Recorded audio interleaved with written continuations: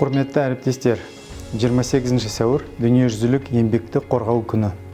Еңбекті қорғау самұрық-қазына тобы үшін басым бағыттардың бірі.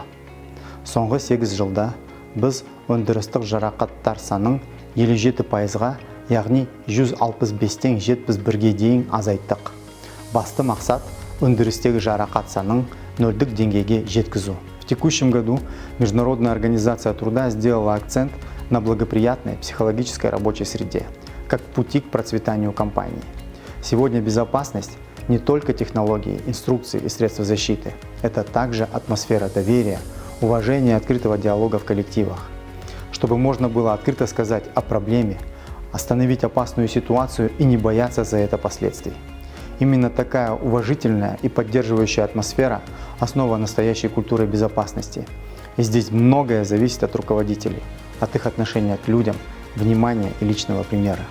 Важно держать эти вопросы в постоянном фокусе, не оставлять без внимания сигналы сотрудников и любые риски. Біз бірлесіп, тиімді, қауіпсіз және заманауи жұмыс ортасын қалыптастырамыз деп сенемін. Құрметті әріптестер, еңбекті қорғау күні құтты болсын. Өзімізді және бір-бірімізді қорғайық, аман-есен болайық.